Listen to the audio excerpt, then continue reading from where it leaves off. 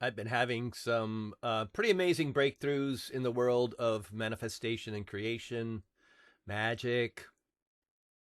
I know that that's like the word. That's like magic. It's the word, or spells. I'm going to have fun with it. I know that that scares some of you that I'm having fun with it.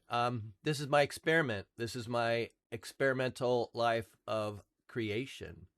I've always been a creator. I've always been magic. I just didn't quite understand it. I didn't understand how to use it. I didn't know the rules.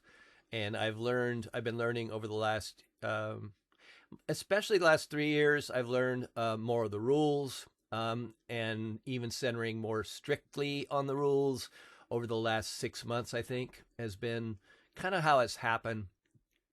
And the way my experience, I want to share my experience with you because, by the way, I'm going to share. I have two other videos that I've done um, on magic, basically on praying, on how spells are basically the same as wishing upon a star, dreaming, goal setting, manifestation is a big one. Prayers are one that people just don't want to think that prayers are magical, but they are. Anything that's spoken, anything that's thought, anything that's written. When you write, it's a spell. That's why in school you go to spelling bees, trying to connect the dots for you. This is not challenging you to force you to do something that you don't want to do. It's simply opening up the doors to expansion. It's what I'm all about, expansion. Call it what it is. Call it what sounds safe to you. If it sounds safe to you, it could be goal setting. You can say prayers and you can say goal setting, and that's safe for most people. All right, so I've been going through an incredible evolution lately. It's just been, it's interesting, my third son is very much into the same thought. We don't exactly align, but 99, 95%, 95%. We approach it from different generations, you see. My generation has a lot of the old world in it.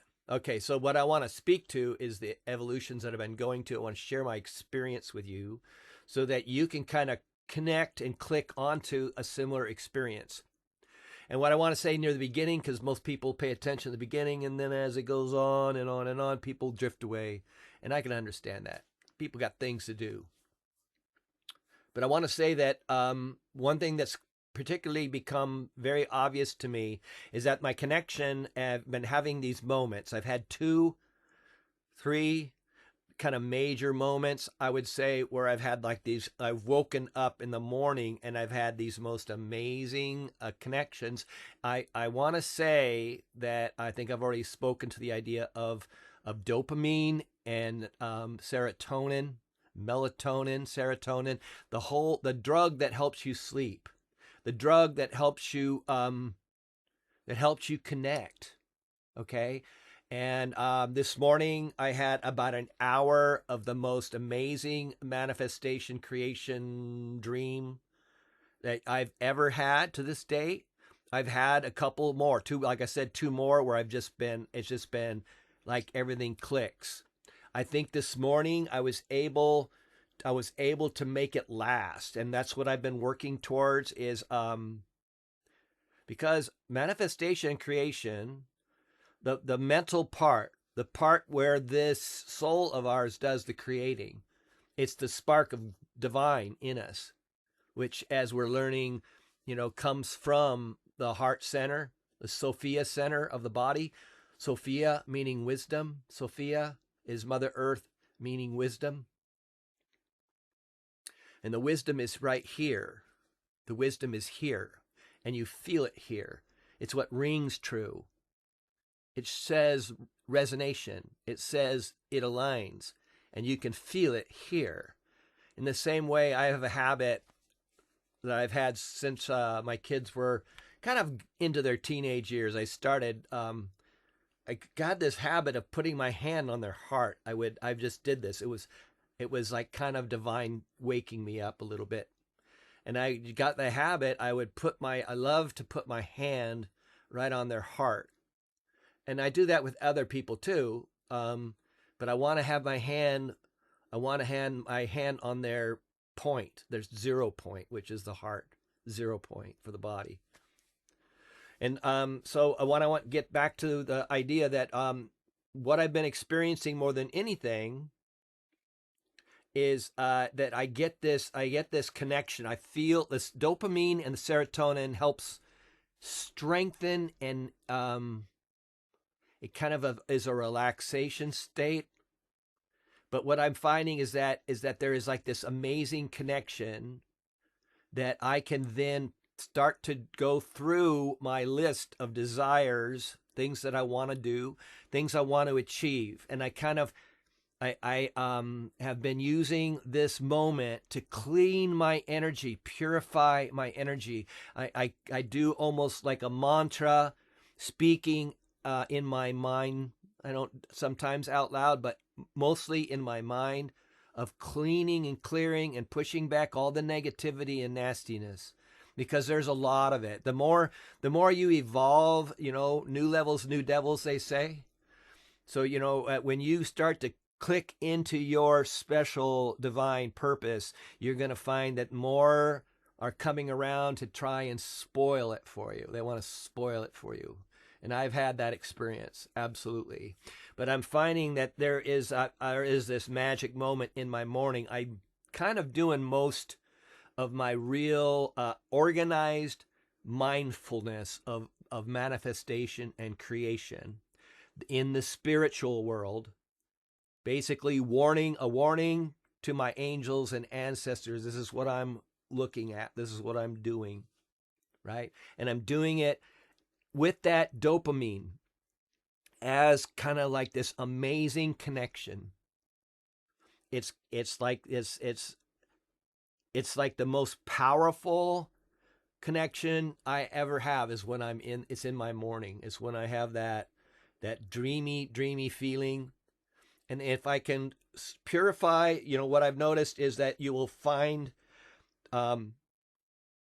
a distraction will come in. You literally have to learn that the better you can recognize the distraction. And this is kind of a wake up about your life, not just when you're manifesting, about your entire life. Because if you want to do something divine, you have to recognize the distraction in your world, in your sphere, in your field of the people that you associate with. That's what boundaries are about. It's about holding your castle, holding your, what do they call there's the, I forget the name of it. It's like the place where the kings go, like when it gets really bad, when the battle gets close. What's it called? Some of you will figure it out. So you have the section where you are basically holding your walls up. You're keeping the distractions and the negativity away. And this is how I started this morning. As I started by, I felt my field being pure, really pure. And I made an extra effort to make sure that I was sending my love energy, healing energy, peace energy out into my field. And what I noticed was mostly positive, progressive, organized thought about what I want to do, what I'm working on. And this is a regular part of my work, is that. But I've never felt it so assured. I've never felt it so believable. Not that, that's kind of almost not fair, because I believe in what I work on. It's just that I had a more assured faith than usual, a little bit more. And what I was working on during all this was recognizing kind of the steps, recognizing the negative thoughts when they'd start, and basically putting kind of almost like a spiritual hand on, saying, not now, not now. And I hope you experience that. And it's interesting, I was talking to my son, my third son, who's into this same thing. And we always share our stories. And we were comparing amazing experiences, because what I notice is, like, you wake up and you have this amazing connection, this amazing experience, and you think, I've made it. You think, I've arrived. Oh my gosh. You think that the rest of your life is going to be just like this. It's going to be easier. Because what you find about manifestation, especially the vision portion, about the idea of when you envision what you want and you have the faith and the belief that it's truly on your path ahead of you, you will find that if you have a vision in your mind's eye, you'll find that if you recognize it, it like disappears. It like chases away. And so it's like, it's interesting. The same thing happens with some of these most memorable, I would say, experiences of manifestation, creation, vision, right? Is that you think that once you have the most amazing experience in that nature, in that spirit, with your field purified and your ideas all laid out there in front of you, and you're getting your moment by moment plan of what you're going to do. What's the next step? And then after that, and then after that. And that's how you manifest. You do that, but then you have to make the action. The other part of manifestation is you have to step, and then step, and then step, and then step, and deal with any problems that you might have, and then step. You have to keep the forward motion in order for it to become into this reality.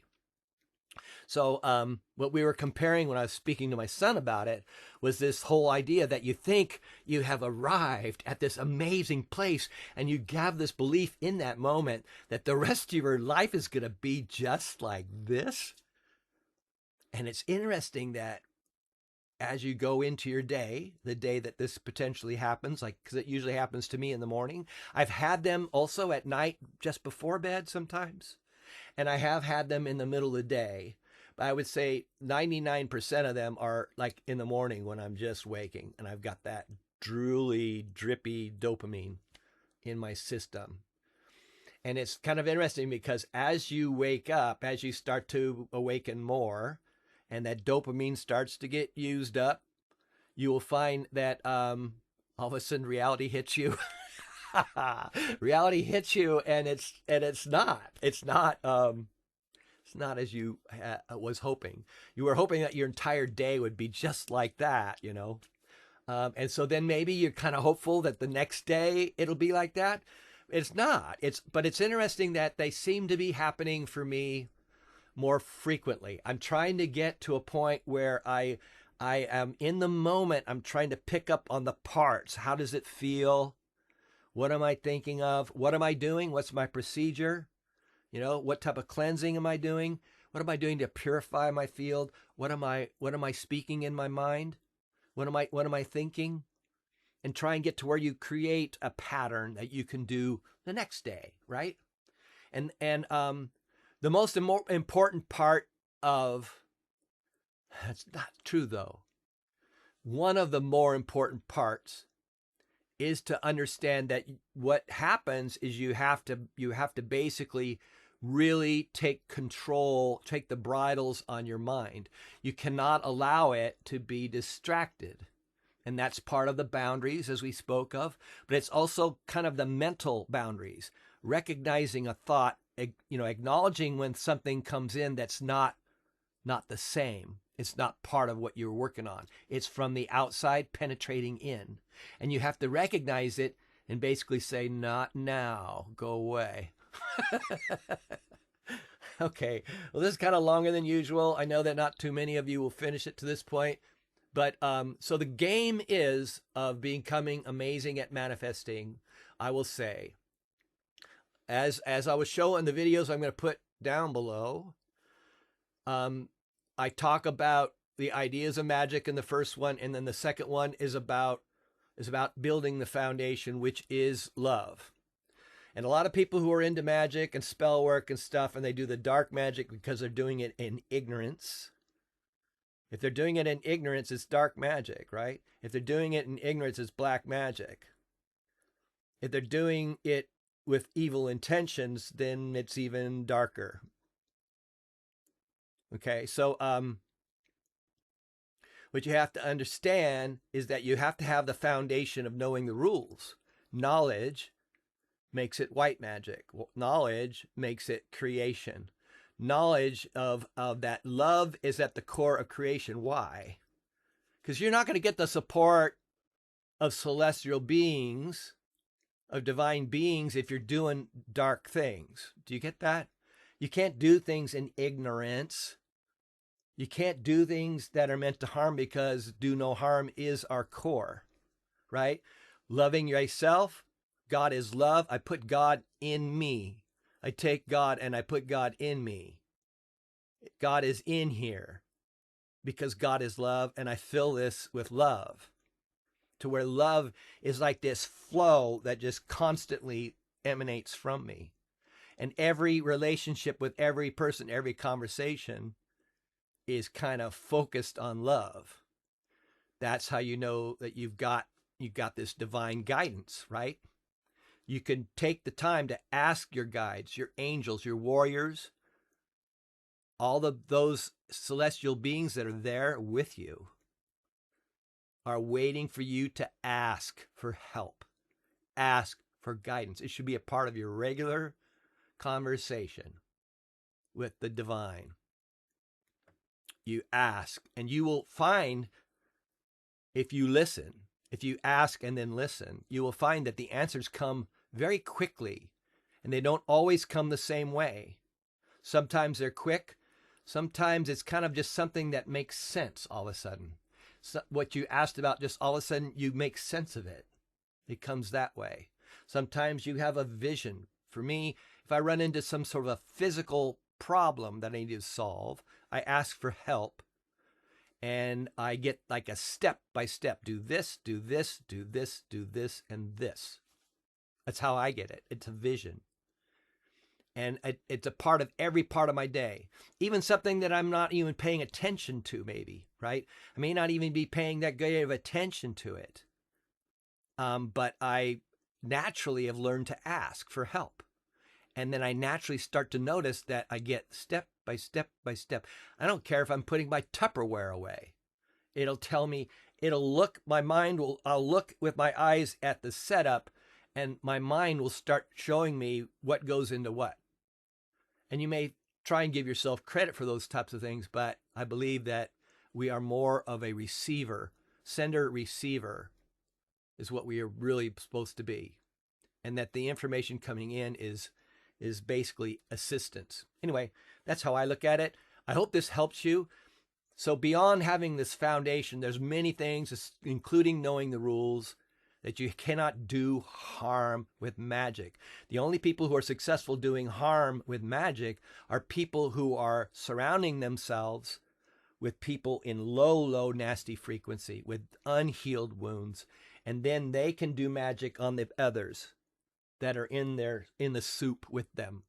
The people who are down there in the nastiness. Because anybody who wants to do harmful things to others, believe me, they're down in that nastiness. They're living without their heart being the center of attention. They're living without love inside them. And so those are the people who wish to harm others or manipulate others or control others with their energy. And the thing is you can do that on people who live down in the lowlands. And it's not really anybody's fault. It's part of the behavior that happens down there while everybody's learning. They're kind of helping each other learn, even though it's not always that helpful to have somebody adding energy, pulling energy and thieving energy from you is not really the best help. So after you have the foundation of knowing that love is the center of all amazing magic, all amazing spells, all amazing dreams, all amazing prayers, whatever you want to call it, goal setting,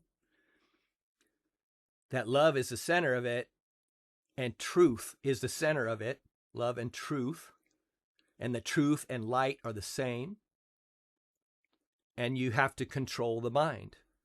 So you have to start learning from these moments where you have great breakthrough. You have to learn from them and have this desire to elevate.